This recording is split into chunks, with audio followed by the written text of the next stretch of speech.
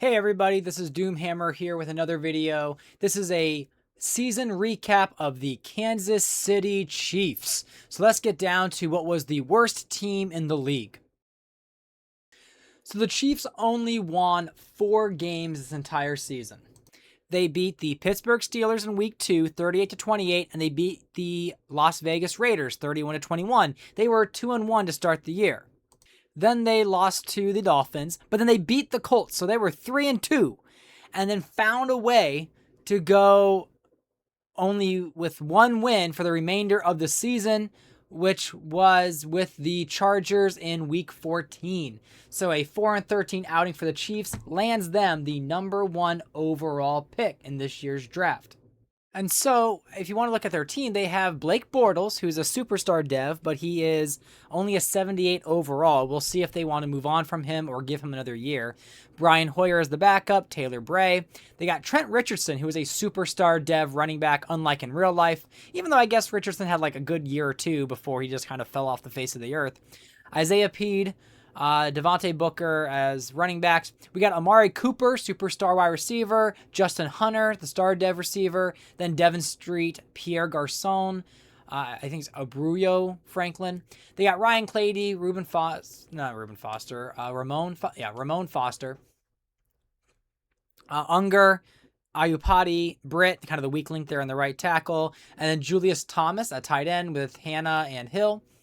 When we look at their defense, they are a little left to be desired. They do have Jason Pierre-Paul, who's their main pass rusher, and they've got, I think it's Leonard Floyd as their Sam linebacker. Got him in last year's draft. But really, then they got, I think it's Landon Collins. Yep, Landon Collins. So he's in his second year, so strong superstar safety there. Cornerbacks, they have pretty good cornerbacks for a long time. There's Tim Jennings and Jonathan Joseph.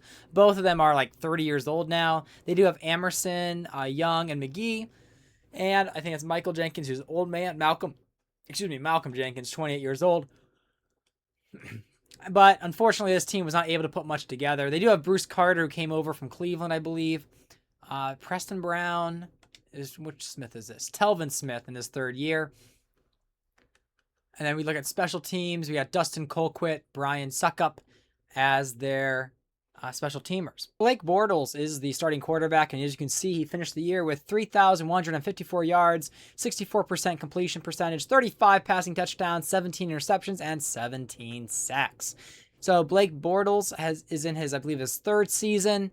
He had some decent success, but again, this year was not a good year. When we look at the overall Chiefs season, definitely a lot to be desired. And then we have Amari Cooper, who was the leading receiver and the only Pro Bowl selection for the Kansas City Chiefs. As you can see, he had over 1,000 yards receiving, despite a really rough year for the Chiefs. 13 of Blake Bortles' 35 passing touchdowns go to Amari Cooper. He had 66 receptions, and then he had 1 drop on the year. So there's a lot of nice highlights here with Amari Cooper. He was definitely a burner, someone that you could definitely rely on. Definitely a lot of fun with him on this team. So again, Amari Cooper landing in Kansas City has been very entertaining, very fun. So here we go, some more highlights there. There's that touchdown. I think that was in the game that they beat the Chargers. And here they are against the Jets. We see Bortles do a nice pass there to Cooper. Yeah, I think they probably would have lost fewer games. Or they would have, they would have lost fewer games. Or no, they would have won. Yeah, they would have lost fewer games, if I can talk, if it was not for Cooper. So they would have lost a few more. So the Chiefs were, again, 3-2 or whatever at the start of the year. And then they just collapsed because it was right now the Raiders were supposed to be the worst team in the league. They were 0-9, and the Raiders found a way to win 5 games near the end of the year, while the Chiefs dropped many of them. But no, Amari Cooper is definitely important for this team. Blake Bortles being a superstar dev definitely makes him desirable as far as Madden is concerned. However, this is the time of a quarterback's journey where a team is really evaluating if this is their guy, if they're going to move forward with him. But I think with the number 1 overall pick, they wouldn't, if they have Bortles, they're probably not going to draft someone like Mitchell Trubisky. they probably wouldn't draft Mahomes number 1 overall. So the odds are Kansas City is going to have to go with the best available player, which would be Myles Garrett. There we see that was Devin Street highlights there. So some nice highlights there for Street. So number 15, kind of the backup receiver there. There he's kind of showing off there his 124 receiving yards. And here we go, some more highlights. There's Pierre Garçon getting his catch. So Drake Kirkpatrick there not being able to make the stop.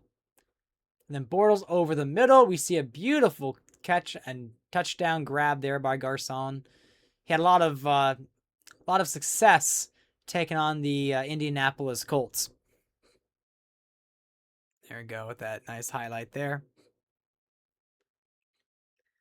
And then continuing on, we're going to see some more highlights here from some receivers. Beautiful leaping grab there. This is Julius Thomas, the tight end. He was definitely a busy man here with this franchise. There he is shedding a tackle. Another one while Blake Bortles is rolling on the outside. Beautiful touchdown grab there. There's Bortles over the middle. So yeah, there's going to be a lot of decisions here for the Kansas City Chiefs. They do have a lot of the core pieces. They do technically have their quarterback. They do have a solid running back in Trent Richardson, which you'll see some highlights of him in a bit.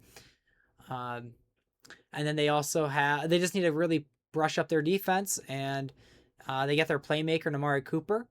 So we'll see how they evolve. But yeah, definitely a disappointing season for the Chiefs, but I guess they get Myles Garrett, so that's a good reward. And here we go, Trent Richardson coming through, making some plays, making things happen. Beautiful, successful runs throughout the year. Almost 1,200 yards, 5 yards shy from 1,200. He did have 9 rushing touchdowns. No receiving touchdowns, though, which is a little bit disappointing. Then there's Isaiah Pede, Pade, however you say his name. He was the backup running back, getting some carries, getting some screen passes there. So getting some nice, decent success. Modest season, though, but really it was Trent Richardson who carried the rock most of the time. So a few more highlights here of the backup running back. And we did have Brian Hoyer, the backup quarterback. He played a few snaps for them. Hoyer never had his run with Cleveland or even San Francisco, but basically just came in every so often, 177 yards, not much to show there, but the backup did play. Then here's a highlight here of Jennings doing a nice, beautiful, Jonathan Joseph doing a nice swat. Then we had a few blunders here. So this is an example of a blunder where, you have a screen pass is totally flubs. There's a fumble there by Justin Hunter. So yeah, they had a rough go at it. But as for the coaches, they had Raheem Morris as the head coach. They had Greg Roman as the offensive coordinator and Anthony Weaver as the defensive coordinator. They are all fired. I'll do a coaching video sometime this offseason to show who went where. But thanks for watching the video. Let me know if you want more breakdowns of each team. Because again, if you really like these and you want to see more, I'll make some more. But otherwise, I'll just kind of keep things moving forward and get through the offseason. But leave a like if you like this video. Subscribe to the channel if you want to see more 32-team franchise. So I will see you likely in the next video as we move into Season 15's off season of the 2017 NFL season.